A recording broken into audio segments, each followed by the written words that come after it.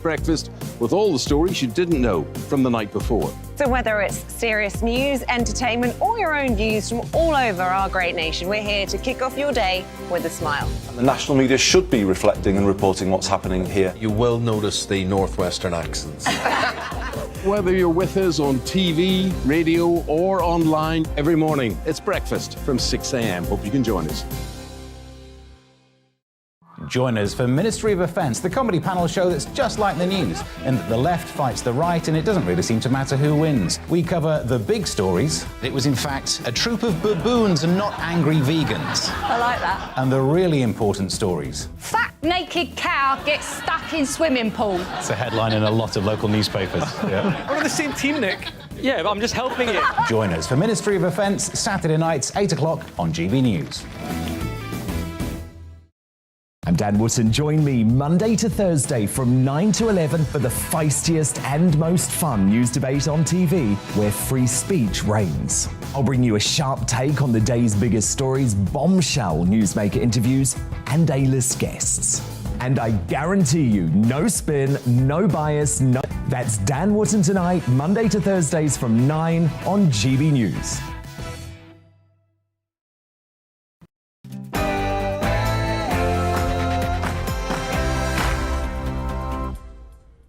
Hey, welcome along to tonight's Mark Steyn Show. Yesterday, we started with a clip of the masses facing down the water cannon in Sri Lanka. Not a lot of that over here, as George Orwell remarked after a disgruntled mine workers meeting turned out to be rather too docile for his tastes.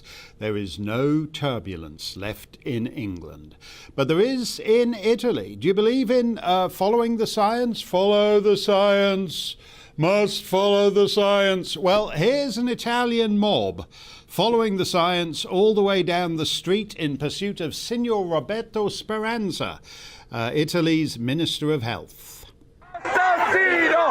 Assassino! Assassino!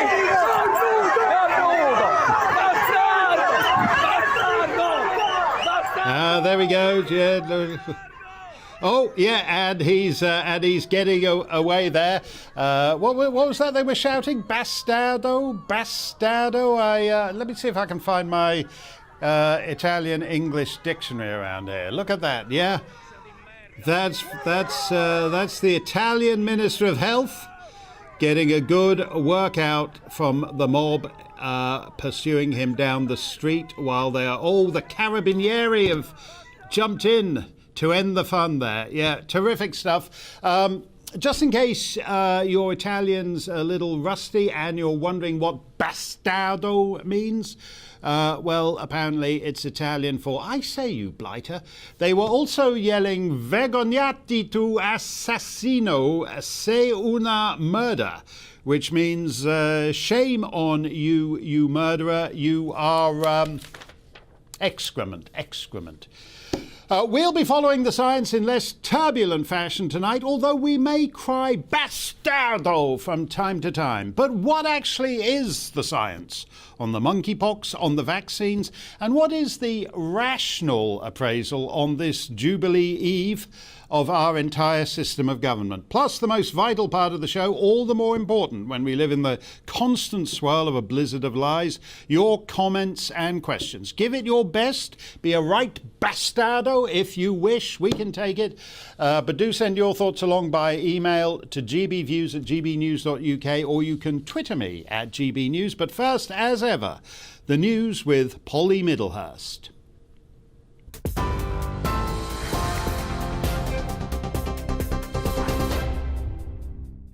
Thank you. Good evening. And after 6 weeks of testimony, the jury in America has finally reached a verdict in the multi-million-pound defamation trial between Johnny Depp and Amber Heard. It was not a hung jury. The actor sued his ex-wife for more than £40 million after she released an article claiming she was the victim of domestic abuse. The pictures that you can see on your right, if you're watching on television, are the details of that verdict being read out now in Virginia in the United States. Obviously, we're listening to that closely for you, and we'll bring you the very latest. We've been keeping an eye on that for you. We can see Amber Heard in shot looking pensive as her counsel was called to the bench to receive the jury's verdict from the judge. The jury have been called into the courtroom, and we're expecting details of that announcement imminently. Well, back in the UK, the Transport Secretary has told aviation industry leaders a repeat of half-term travel chaos cannot be repeated during this summer. More than 150 UK flights have been cancelled today, forcing passengers to wait in long queues at airports. British Airways cancelled 124 flights at Heathrow. EasyJet cancelled over 30 flights from Gatwick. Grant Shapps acknowledged staff shortages are causing strain, but said it's no excuse for poor planning and overbooking flights. In international news, the US President Joe Biden has announced a new £560 million military package for Ukraine, and that includes advanced long-range rocket systems. The Kremlin has criticised the move, saying it'll widen the conflict and increase the risk of direct confrontation with Washington. The US Secretary of State says Ukraine won't use long-range weapons against targets on Russian soil. Here, the Prime Minister says it would be irresponsible to quit over Partygate. Boris Johnson told the parenting website Mumsnet he wouldn't abandon ship when there were huge pressures on the country and the economy, not to mention the war in Ukraine. That comes after his own ethics advisor, Lord Geit, suggested the Prime Minister's fine over lockdown may have broken the ministerial code, something Mr Johnson disputes. The shadow levelling up Secretary Lisa Nandy says Tory MPs should have the courage to say enough is enough. This is just a damning indictment of the Prime Minister's leadership, that successive ethics advisors just feel that they can't trust the integrity of the Prime Minister. This is a government that is rotten to the core, but the rot starts from the top. You're up to date on TV, online and on your radio via DAB+. You're with GB News, and now it's time for Mark Steyn.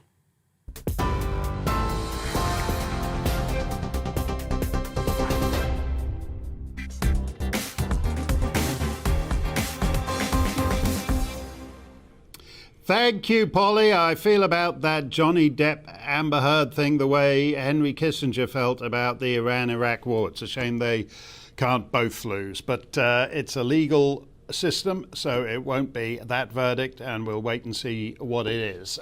We live in an empire of codswallop. And I don't just mean the obsession with Johnny Depp and Amber Heard. On the one hand, we have a public health emergency so serious that governments of supposedly free societies have the right to confine you to your country, your province, or even your flat. On the other hand, we have open borders so that anybody from Sudan or Afghanistan, or who gives a stan, has the right to land on England's southern shore and bypass all those health security protocols that you as a lawful citizen have to go through. These things are not compatible. The heavy hand of the biosecurity state for you, the right to roam where'er one pleases for Ahmed and Ibrahim. Public health regime for your Auntie Mabel, who gets to be walled up in some disease-ridden care home and then left to die alone because it would be grossly irresponsible to permit a loved one anywhere near her. But if some horny jihadist wants to start hitting on your 12-year-old in Maidstone or Dover, well, no one needs to see his vaccine passport. Right now, we are witnessing what an Australian viewer called a week or so back the controlled demolition of the free world. Every day, Western governments take basic rights from freeborn citizens while simultaneously surrendering their own powers as sovereign states to transnational cartels you can't vote out anywhere on earth. Meanwhile, as we reported yesterday, even as the government is advising you to cut out the sex, lest you spread the monkeypox, we keep the borders open for any heartwarming, plague-bearing, quote, asylum seeker who's minded to wander in. The monkeypox marches on. Can we have the special March of the Monkeypox theme music, please? Oh, never mind, I'll do it myself. Bum, ba, ba, ba, bum, ba, ba, ba, bum, ba, ba, ba, bum, monkeypox, monkey. Here are the top 5 monkeypox-afflicted nations. I'll do it in reverse order, like the chart countdown. Here it comes, the monkeypox hit parade. Straight in at number 5, that's the big sound of the Dominion of Canada right there. And at number 4, it's the old Federal Republic of Germany holding steady. Down at number 3 goes Portugal. And holding at number 2, it's Spain. And that means for whatever it is now, the 5th, 6th week running, number 1 on the monkeypox hit parade, that's the United Kingdom with 190 cases. El País has an interesting report on this. Quote, one of the main fears of health authorities is that the virus will become endemic in Europe, as it already is in some African countries. That's West Africa. As West Africa goes today, so apparently Western Europe goes tomorrow. This would mean that there would be outbreaks with relative frequency, either because the contagion in humans is not stopped or because it reaches animals from whom the virus repeatedly jumps to people. End quote. If you're thinking, wait a minute, didn't I read this story 2 years ago? No, you silly Billy. That was a completely different virus, even if it does seem to involve all the same players here, the WHO, Dr. Fauci, the Wuhan Institute. Sir Keir Starmer, who wanted the UK to remain under the European Medicines Agency after Brexit, is said to be following the situation closely, so that whatever emergency measures the government decides to take, he can say it's not enough and we need to do even more of it. If you do decide to have sex before it's completely criminalised, make sure you wear a monkeypox safety mask. If you don't like that design, it also comes in a ginger growler. Yeah, I think I favour the ginger growler version. Who doesn't like a ginger growler? We now live under permanent emergency. Since March 2020, authoritarian public policy cheered on by a groupthink media has made things worse in every respect. But like any old third-rate soap opera, oh, sorry about that, got a bit of ginger growler stuck in me. But like any old... I don't know, it's kind of hard to get out the old ginger growler. But like any old third-rate soap opera, the permanent emergency manages to come up with enough plot twists to keep it going as we stagger on, getting poorer and ever more unfree. We are told by respected figures such as Andrew Neil. Is he coming back from his... that summer sabbatical he's been on now, is he coming back from that soon? Eminent figures such as Andrew Neil say it's entirely reasonable to force people to undergo a medical procedure they don't need in order to be able to access his favourite Michelin restaurant on the Côte d'Azur or the most fashionable nude beach in Saint-Tropez. Just one little prick and you can take your ginger growler for a stroll with President Macron. That's Monsieur et Madame Macron at left, and a magnificent double-jabbed French derriere. Oh, don't tell me we made it all blurry. Oh, it was such a part Gallic bottom. We should see the curves in all the... is that Ofcom? Ofcom say we can't show a Frenchman's bottom on television? What is the world coming to? To hell with Ofcom. I want more French bottoms on this show. In Her Majesty's dominions, the benefits of the vaccine came straight from the top. The thing is that it is obviously difficult for people to, if they've never had a vaccine, because they ought to think about other people rather than themselves. Well, there are hundreds of thousands of people, if not millions, who did just that. They thought of people other than themselves, and some of them died, and others got too sick to be able to work. And now the same state that said, think of people other than yourself, can't spare a minute to think about those English, Scots, Irish, Welsh, bereaved or injured by the vaccines. They did as they were told by the Queen and many others, for other people, and now those other people aren't there for them. Let me know what you think of that. GBViews at gbnews.uk. Claire Hibbs was with us a fortnight or so back Her life was permanently changed for the worse because she took a vaccine she had no medical need to take. She got a shot of the AstraZeneca, and now she has blood clots all over her body. Unlike others so afflicted, she is not dead. She's very much alive and kicking. And in fact, she managed to get a Minister of the Crown on the telephone earlier today. Claire joins us, and we're delighted to see her. Claire, you are actually one of Nadine Dorries's constituents, and you've basically been trying to get hold of her ever since your health headed south because of the AstraZeneca. Yeah, so I've been trying to get. Sorry, hi Mark. Thank you for having me on again. So I've been trying to get hold of her since I started writing in May last year, May 21, and I've probably sent emails every month. Literally, the replies have been just an automated response, not had anything else, and then I had an email last week asking if I wanted to have a Zoom call with Nadine. I was a bit stumped that I had this email. It just sort of come out of the blue. I personally think it was because I had done a documentary, the documentary that James Wells had done with a letter to my MP. And I did actually mention in that documentary that my MP was a cabinet minister, and I'd emailed a lot of times and I hadn't heard anything from her. And then after the trailer was released that said, that showed that me saying that, I then had a response. So I think it's a little bit sort of coincidental maybe that she...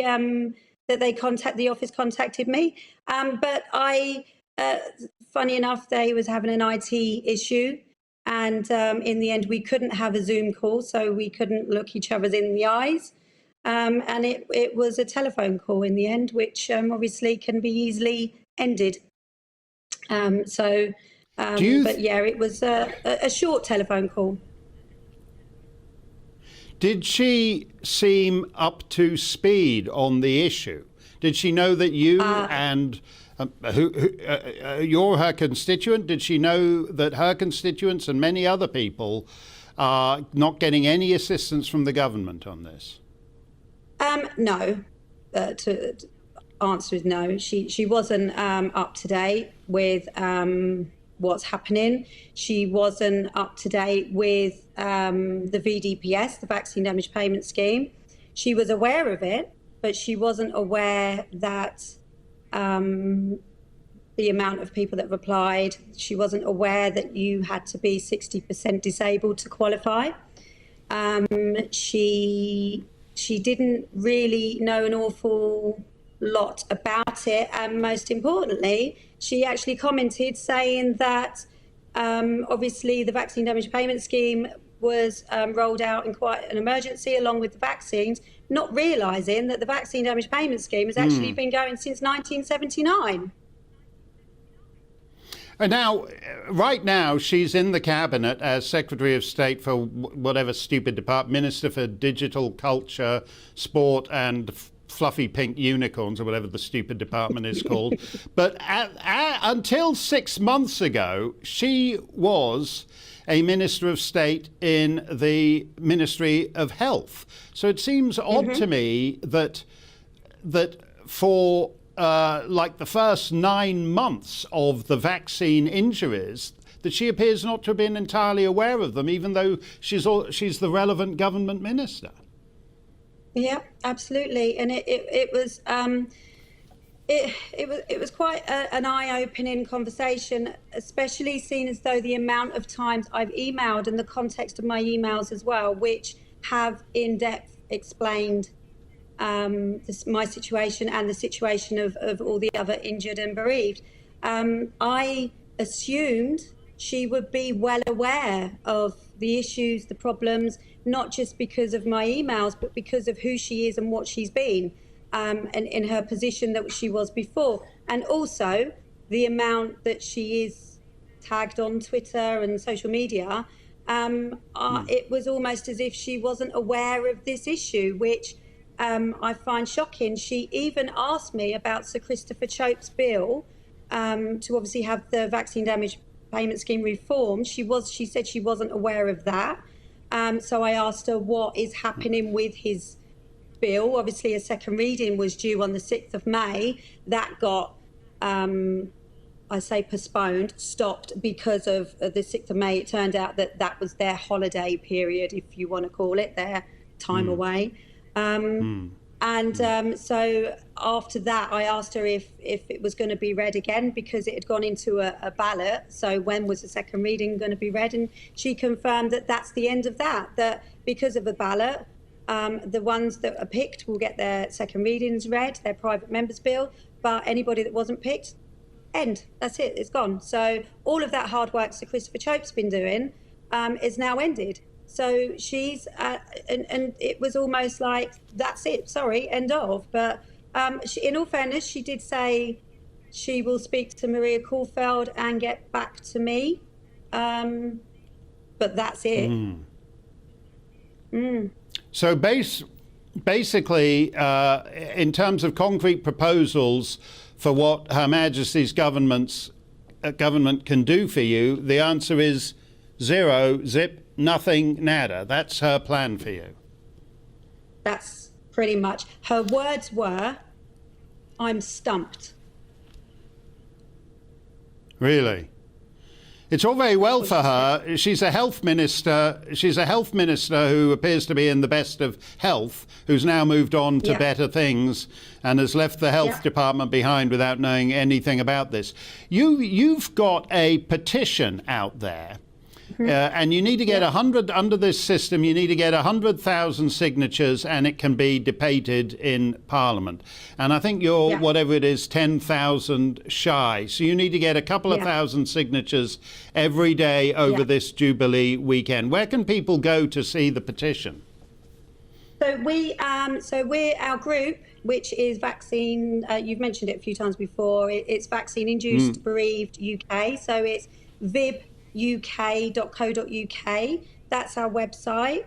There's 95 of us in this group. We're all vaccine damaged. We're all vaccine injured and bereaved. We all have coroner's reports and diagnosis. So we're all verified, credible, whatever you want to call it, because we are called out for being fake, if you like. So there's 95 of us in this group, and there's we're working so hard to campaign for a bespoke vaccine damage payment scheme purely for the COVID-19 vaccines. And alongside, we have a petition running, so you can find it on the website, or you can find it on the Vib. So it's at Vib1 on Twitter. And also myself as well. We're constantly sharing this petition. We've got 5 days to get 10,000 signatures. We've actually done really well over the last, I'd say 3 or 4 days. We've managed to get probably another 15,000 signatures because we are sharing so much. But once this is done, then this will get a debate raised in Parliament, hopefully for an inquiry into the COVID-19 vaccines and the safety of them. I'm not sure how I feel about the Queen saying everybody should take this vaccine to do your bit for other people. But having said that, and having evoked a kind of Second World War community, we're all in this together against the common enemy, when there are victims such as yourself, we should all be in this together for you and the other people who have lost loved ones or whose lives have been basically transformed for the worse. It's the arrogance of some of these, whatever that station is, talk radio or whatever it's called, people who say, this is old news, yesterday's news. That really annoyed me. I watched an interview the other day, and that really, really annoyed me, because the majority of that interview was I won't mention where, I'm sure people who have seen it will know, but the majority of the interview was more about how rare these injuries are. They've happened, and we're suffering. And and poor Vicky, who was in that interview, she's talking about her husband that's passed away, and she's, you know, literally being interrupted, being told how rare this vaccine is, and that really annoyed me, and it just shows that obviously some people are just not worth talking to. No, that's not how statistics work anyway. I mean, it may be very rare for 7 billion people on the planet. But for Vicky, whom you mentioned, it's 100% of your husbands who have been killed by the thing. It's 100% of your loved ones who are gone. So the government needs to stop talking, needs to stop reducing people like yourself and like Vicky to numbers. And it's stunning to me. You spoke to Nadine Dorries. You've been trying to get hold of her for the best part of a year now, or whatever it is, and she knows nothing about it. A former health minister who knows nothing about the health of her constituents.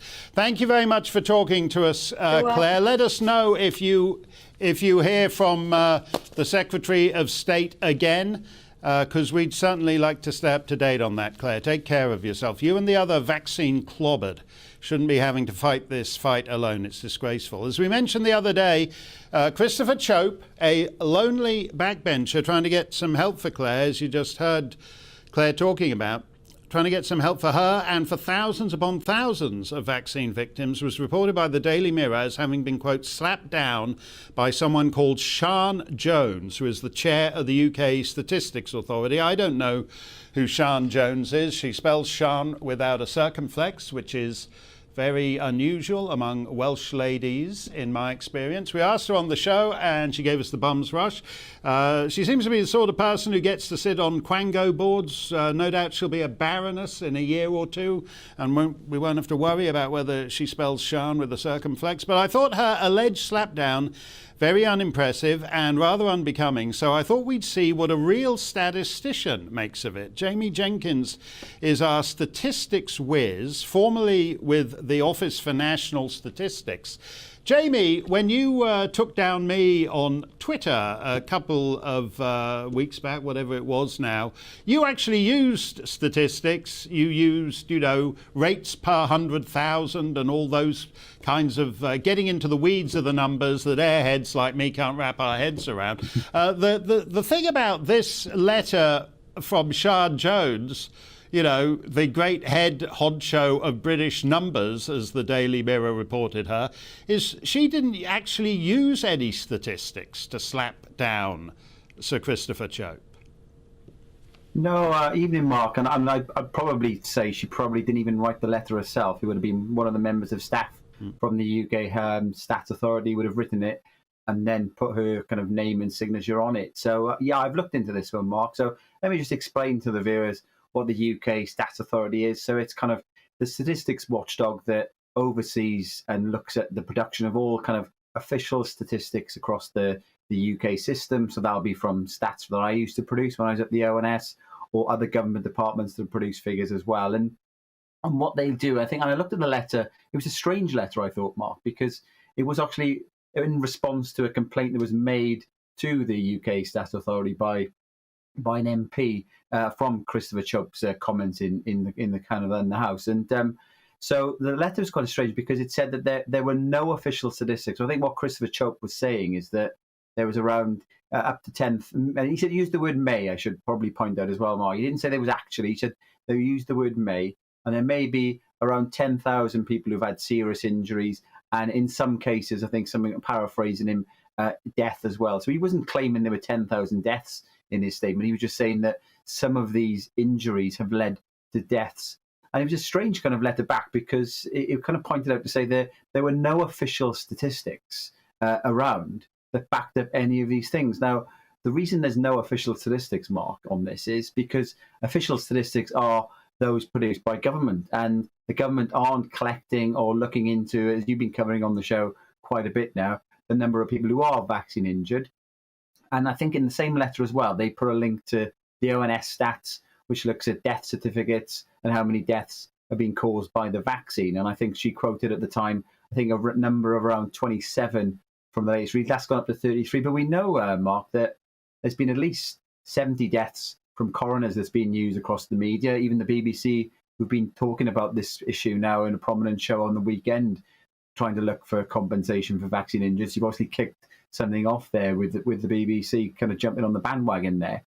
And actually, what they also said in the letter was linked to the yellow card scheme, and it was kind of a bit biased, I thought, with the kind of the letter, because it just said that what the letter highlighted is that the yellow card scheme is not like an official estimate. It's based on reports of people who've become injured or died after having a vaccine. Now, it may be totally unrelated to the vaccine whatsoever, but also we know that many people, if you did a survey across the country, Mark, and asked how many people have heard of the yellow card scheme, I very much doubt very few people would have anyway. So there could be people who have had injuries after having vaccines and have not reported them as well. So the letter went back to the MP, not specifically to Christopher Chope, but it did highlight that they were asking Christopher Chope for the source of his figures. But I think the main purpose of his standing up in the House was just to kind of call for looking at the payments that are forthcoming for these vaccine injured, not really to stop quoting official statistics. So it was a strange letter, I thought, in my mind. It wasn't an intervention that was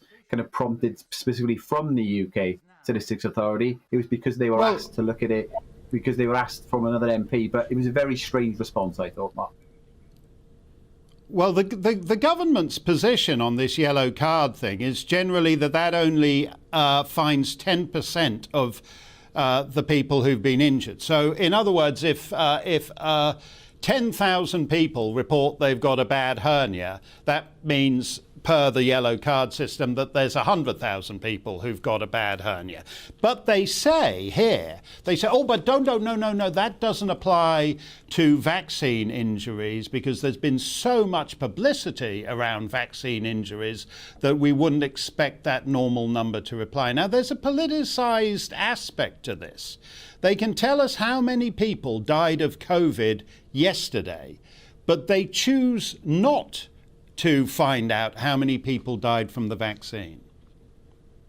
No, we say we've got the coroner reports, Mark, and the yellow card scheme, you quoted the 10% there. If you go on the yellow card scheme website and look at it, there's about 171,000 reports related to the Pfizer vaccine, about 245,000 reports linked to the AstraZeneca vaccine, about 39,000 reports linked to the Moderna vaccine, and then those are people who've kind of had adverse reactions. And then on top of those figures, then obviously some individuals have more than kind of one reaction. But just totting the three numbers up together there, you're getting close on 500,000 people. So if it was 10%, you're talking 5 million people. Even if it was only, if it was 50%, Mark, you're still talking a significant number of people there. And I think your previous contribute there, talking about vaccine injuries, we do know, overall there's been close on 140 million vaccine doses issued, and it is rare overall. But as you've pointed out quite rightly there, for a family, it was about a year's anniversary now from Lisa Shaw's husband, who's one of the more prominent cases, the former BBC presenter, who just passed the year's anniversary, and her husband was talking on a different media channel on the BBC over the weekend, saying that he's put a form in, and they've said that somebody needs to look into it. A coroner's already made a verdict that the vaccine has caused that death. So are they going to overwrite the coroner? Of course not. So they've been asking for medical records. One of the good things is the terms of reference for the COVID inquiry will include the vaccine injured. But to say that there's no statistics whatsoever to corroborate what Christopher Chope was saying is kind of dismissing all of the stuff in the yellow card scheme. It just seemed perverse in my mind there, Mark, because there's no official statistics, because the government have not made any attempt to collect any official statistics. They've got surveys trying to estimate how many people have got long COVID, but there's no surveys trying to estimate how many people have been injured by the vaccines. No, and that's what's disturbing to me, Jamie, because she can't announce this Sian Jones, nobody's ever heard of, it's going to be Baroness Jones in a year or two. She can't just say, oh, I'm slapping you down, when she should just say, we don't have the numbers. We don't know. And it's disgraceful that they don't have the numbers, but even more disgraceful that they pretend that they have some sort of authority to slap people down without getting the numbers. Your reaction, thank you very much, Jamie. Your reaction up next, gbviews at gbnews.com. Plus, on this Jubilee Eve, we have Alexandra Marshall on a snotty Republican who wants to rain on Her Majesty's parade, and the doyen of fetching young colleens on the internet, Laura Perrins, is here as well. All coming up. Don't go anywhere.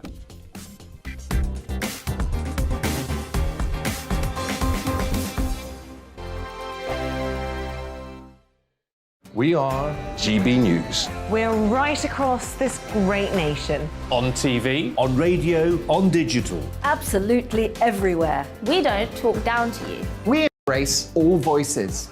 With honest and civilised conversation. We're not part of the establishment. We're one of you. And we're only getting started. Join us on GB News, The People's Channel. Britain's news channel. Every morning from 6 o'clock, we'll wake you up with GB News Breakfast with all the stories you didn't know from the night before. So whether it's serious news, entertainment, or your own views from all over our great nation, we're here to kick off your day with a smile. The national media should be reflecting and reporting what's happening here. You will notice the northwestern accents. Whether you're with us on TV, radio, or online, every morning, it's breakfast from 6 a.m. Hope you can join us. Join us for Ministry of Offence, the comedy panel show that's just like the news, in that the left fights the right and it doesn't really seem to matter who wins. We cover the big stories. It was in fact a troop of baboons and not angry vegans. I like that. And the really important stories. Fat naked cow gets stuck in swimming pool. It's a headline in a lot of local newspapers. Yeah. We're on the same team, Nick. Yeah, but I'm just helping it. Join us for Ministry of Offence, Saturday nights, 8 o'clock on GB News. I'm Dan Wootton. Join me Monday to Thursday from 9 to 11 for the feistiest and most fun news debate on TV, where free speech reigns. I'll bring you a sharp take on the day's biggest stories, bombshell newsmaker interviews, and A-list guests.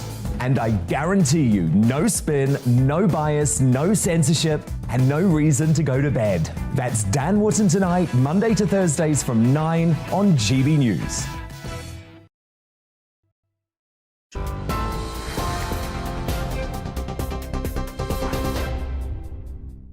Mark Steyn will be with you in just a moment, but for now let's just bring you that breaking news that the world has been waiting for. From Fairfax, Virginia in the United States, we can tell you Johnny Depp has won his multi-million-pound US defamation lawsuit against his ex-wife Amber Heard. After 6 weeks of testimony, the jury unanimously found Amber Heard guilty of defaming her ex-husband in her 2018 article in which she claimed she was a victim of domestic abuse. The jury have awarded Johnny Depp £12 million in damages. Do you find that Mr. Depp has proven all the elements of defamation? Answer, yes. Has Mr. Depp proven by a greater weight of the evidence that, question, the statement was made or published by Ms. Heard? Answer, yes.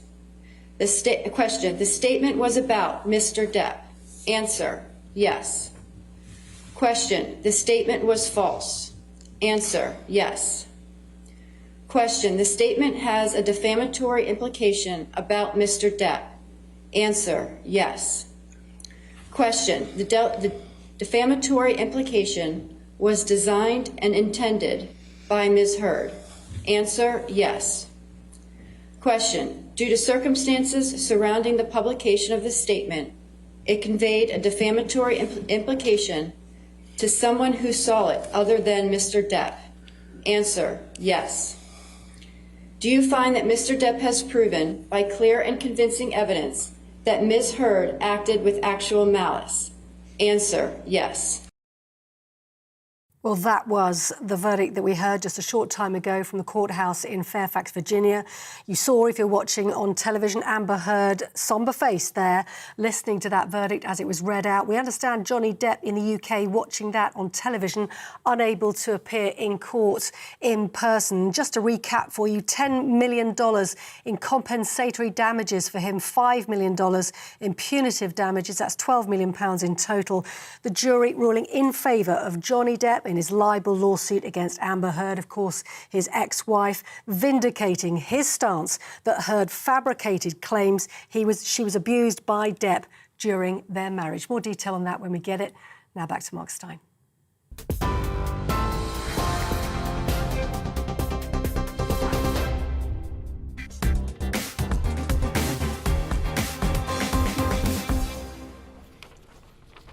Well, you can tell a lot about how these things go just by the mood around the courthouse. Every morning when Johnny Depp arrived, the crowd cheered him.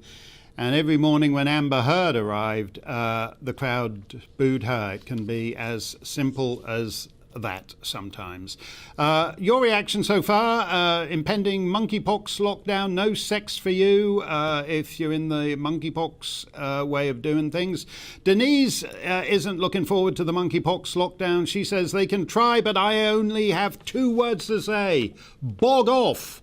Bog off. That's the best. Actually, that's a good motto for dealing with any aspect of officialdom. Bog off. It ought to be the official motto of free societies. The only lockdown anyone needs, says the wolf, is one involving a straitjacket and padded white van for anybody supporting this. Stuart says, would they get away with the hoax a second time? People are gullible. Yes, there are. And actually, all the people who have been happy to stay at home the last 2 years will go, oh yeah, monkeypox, I'm terrified of that. Let's lock down the country now. As you all know by now, Her Majesty's Platinum Jubilee starts tomorrow. Several days of festivities, not just across the UK, but also her overseas dominions, such as Australia and Canada. The whole thing could cost as much as £1 billion, some estimates have said, which on the surface might seem a bit inopportune with the cost of living crisis underway. Laura Perrins of the must-read site The Conservative Woman says, after the last 2 years, we have no right to be celebrating. And Laura joins us now. We always like to have a Debbie Downer, and Laura drew that straw today. Since you wrote this piece, have you been getting a lot of hate mail? And I assume some people have been playing the Irish card and have been saying "bog off back to Dublin" and to hell with you, you closet Republican lurking among the loyalists of Southern England. Yes, well, there was. I've actually read pretty much all of the comments from the piece, and only one person said that. Actually, they were very. The piece definitely split opinion. There was a lot of people agreeing with me, saying that, you know, because things are looking so bad, is this really a good idea? It's more, as I said in the piece, is this really just another form of sort of government propaganda, another part of what I call the population pacification campaign, just to say, now that's a lot of Union Jacks, Mark, you're being triggered. There's just so many. So there was that aspect of it. And then there was the other aspect that said, listen, you know, because times are so bad, this is, we need this. It is important for, you know, national identity and social cohesion to have these occasions. And I will say in my defense that, you know, I don't have a problem, obviously, really with the community events. I will attend my own street party tomorrow. I won't sort of sit in the corner looking at my kids enjoying themselves through the window. That would be silly. I'm not a party pooper like that. I'll enjoy the day with the kids and my husband. We have some family coming down. So I'm grateful for communities that genuinely are putting a lot of effort into this. But there is that sense of caution, I guess, in terms of, is this really such a good idea, and who's really benefiting?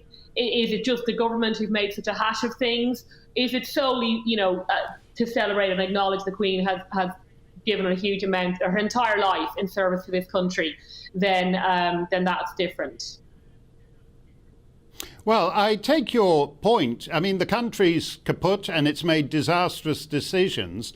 And you can say the same for elsewhere in Her Majesty's dominions. I mean, Canada is turning into a weird authoritarian state. So is Australia, at least parts of it, like Victoria, and New Zealand, which has become basically Jacinda Ardern's prison colony down there. The question is, I suppose, is whether we've all jump the tracks because of constitutional monarchy, or because we have, in the last 2 years, perverted the system of government that constitutional monarchy is?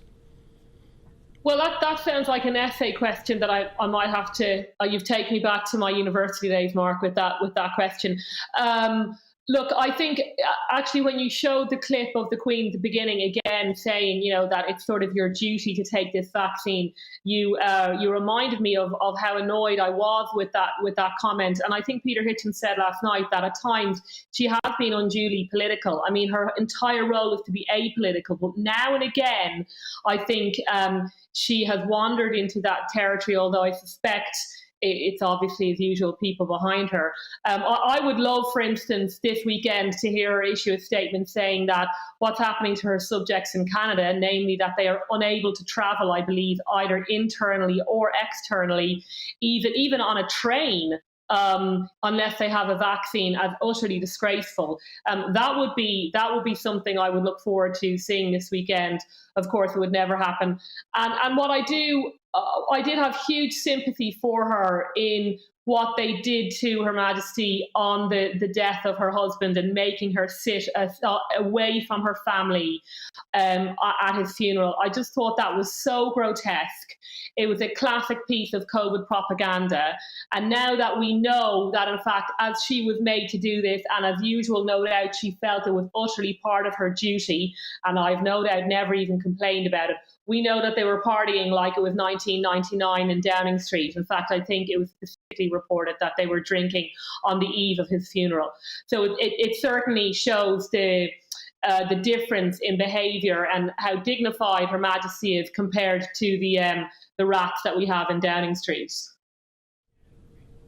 Well, that's a very good point. I mean, my sense, Laura, is that she's actually grown a lot more isolated in the last couple of years. That meeting she had with Justin Trudeau, that's the only face-to-face meeting she's actually had with any of her prime ministers since this COVID thing got going. So I certainly hope she even if she can't say it in public, I would love it if she'd said something about those trains and planes and internal travel. You're quite right to point that out. That's disgraceful. Thank you, as always, Laura. It's great to see you. And I don't hold I'm semi-Irish myself, and I don't hold the Irish thing against Laura. I can tell you my own family in Dublin, every Christmas Day, the ladies insisted on watching the Queen's Christmas message to the Commonwealth. Stop the Sign is looming. GB Views at gbnews.uk. And we have more on the monarchy from Alexandra Marshall straight ahead. Don't go anywhere. We're coming right back.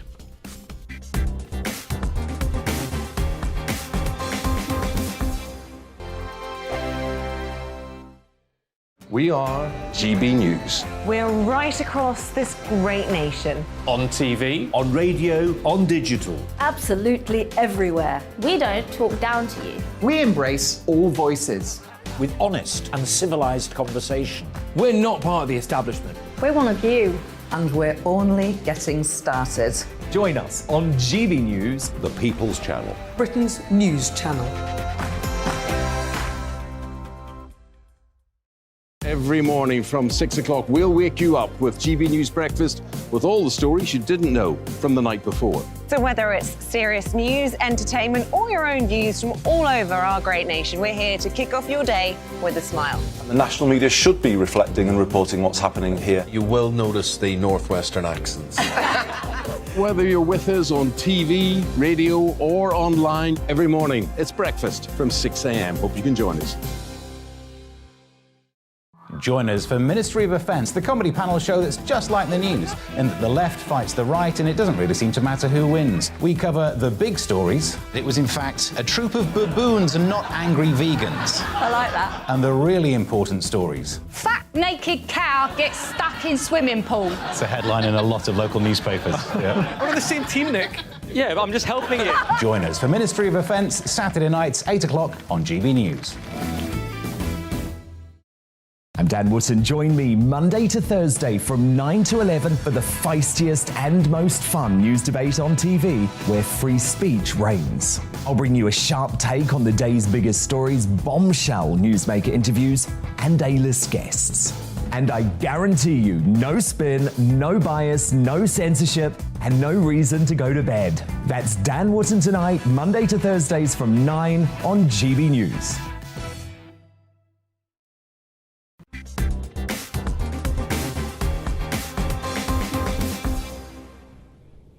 A couple of decades back, Australia held a referendum on the monarchy because we were told, not least by Rupert Murdoch, that Australians wanted an elected head of state. So they held a vote and the Queen won. So she is an elected head of state.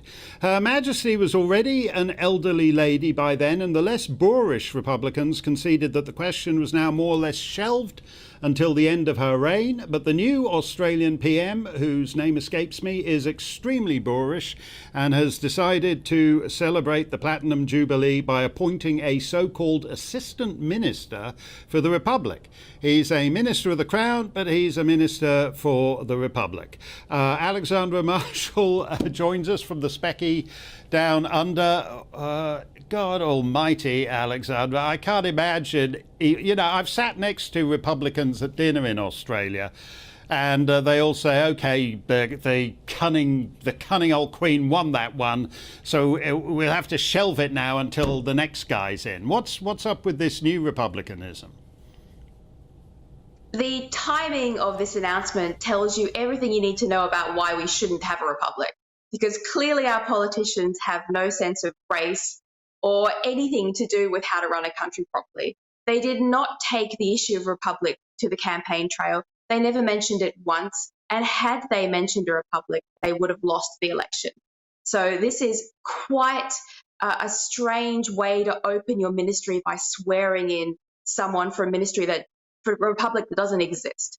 So I think it's come as a shock to Australians, and we were talking about it all yesterday, and we're not happy that we've now got a Prime Minister who is going to make it his sort of purpose in the ministry to dissolve our head of state and to change our political landscape. If there's one thing the pandemic taught us, is that politicians don't deserve any more power than they currently have. And the mob that want a republic simply want to crown themselves king. That's what this is about. You know, when you look back to the early years of the Queen's reign, I think it's actually over 50% of the population of Australia turned out to see her on that first incredible Australian tour. And there is a void. It ought to be, if you're going to have a republic, it ought to be an emotionally appealing notion. And there was a void last time when Malcolm Turnbull and co were all hot for it, and there seems to be a void this time. In other words, it's nothing about ensuring that there is no counterbalance to politicians in your country. Well, Australia has one of the most stable political systems in history. That's what we are known for. So the monarchy is not actually an emotional institution. It is first and foremost a political mechanism to control power, because the great question of all civilization is you need absolute power to rule, but absolute power turns into tyranny. So you have to divide power. And the monarchy, in a constitutional monarchy, is the perfect answer to the question, because the Queen has the power to sack the government, but she only has the power to return democracy to the hands of the people, back to an election. She can't actually rule over you. And her motivation for interfering has to be the public interest, because if she gets it wrong, she could lose her entire reign. But when you've got a prime minister policing a president, you've got two politicians who have nothing but self-interest and party politics to play. So with republics, they tend to collapse. And that's why it's usually the left who want a republic, because they want to control themselves and they don't want the safety net that a constitutional monarchy presents. So all the rest of it is all pageantry, and it's fun and it's emotional and it's nostalgic, but it's fundamentally a political protection against dictatorships. I hear totally, simpleton justifications for the monarchy from Australian Republicans. You know, Malcolm Turnbull, he sat next to me all day for like some conference that went on for 12 hours. And whenever I turned to him, said anything about this, he'd just sort of squeak in my ear, "She doesn't live here. She doesn't live here. She doesn't live here." And do you think young Australians such as yourself have a more sophisticated understanding of the system? I'd like to think that's the case, but I'm not so sure. You've got a generation of kids who think the world's going to end in a decade if they don't, buy a Tesla. So I doubt it very much. But I'm finding that even the Conservative Party, who should be making it their priority to protect democracy from people like Daniel Andrews, like we saw Victoria, how fast the Premier went straight to dictatorship. Who would give these people more power and no police officer? I mean, you'd have to be completely mad. But no one is explaining to kids why we have this system and how successful this system is on a global scale. I mean, America's the only comparable republic that has survived, but it survived purely on ideology. It's not its system. It was the breeding into Americans of freedom and liberty and their constitution. But that is even falling apart now under leaderships like Biden, where the left is destroying the American republic. And so they don't have a safety net if they fall. We do, and the left have come for ours. Well, I'm inclined to agree with you, Alexandra, although these last 2 years have been pretty terrible. But generally speaking, whatever corner of the earth you're in, if you are blessed enough to live in one of Her Majesty's realms, you've drawn first prize in the lottery of life. Thank you very much, Alexandra. Have a great Platinum Jubilee weekend, and we will talk to you next week. Let's close it. It's great to have it all explained and laid out as Alexandra does there. Let's close it out with a quick bit of stumping. Amanda said, "Oh, we can't have this as the first question. Could you explain what a ginger growler is, please?" Says Amanda. No, not before the watershed. I'm in enough trouble with Ofcom. Stuart says, Mark, are you aware that Dan Wootton will have ginger growlers a go-go for the next 2 hours? Stuart says, Mark, are you aware there are 2 confirmed cases of leprosy in Greece? Yeah, that's right. I gather there's a plague of locusts that's just about to descend on northern Finland. That's the way of the world. 2 words for you. He's here to wallop you Wednesday. Dan Wootton. Hi, Dan. We actually got to see your GG today, Mark, and it was very disturbing. Now, look, Margaret Thatcher, we're talking Margaret Thatcher tonight because obviously the statue in Grantham has been egged. There's all of the protests around it, but her former advisor, Niall Gardner, is here saying actually Boris Johnson and the current Tory party, which we know is in turmoil, could learn a lot from the Iron Lady, plus the new chairman of the Scottish Tories here. What's his plan to dismantle Nicola Sturgeon's independence dream, or in my version of it, a nightmare? Great. A friend of mine was riding in the back of the car with Mrs. Thatcher once, just after she'd been dethroned. And they pulled up. As they were pulling up, there was a mob shouting, Maggie, Maggie, Maggie, out, out, out. And she sighed and said, the good old days. So she would love this statue stuff. Great stuff. All after the weather with Dan. Stay safe, stay free. Hello, Alex Deakin here with your latest weather update from the Met Office. A fine day to come for the first of the bank holidays. For the vast majority, it's going to be dry and bright. Yes, a bit chilly first thing, but plenty of warm sunshine by the afternoon. The main exception will be Northern Ireland. This set of weather fronts just drifting in. It will bring more cloud here and a little bit of rain. But for most, we're under the influence of high pressure. Not many isobars on the chart, which means the winds are light, which means it is turning quite fresh out there. Temperatures falling, and it's also likely to turn a little misty. Even some fog patches possible over parts of eastern England through the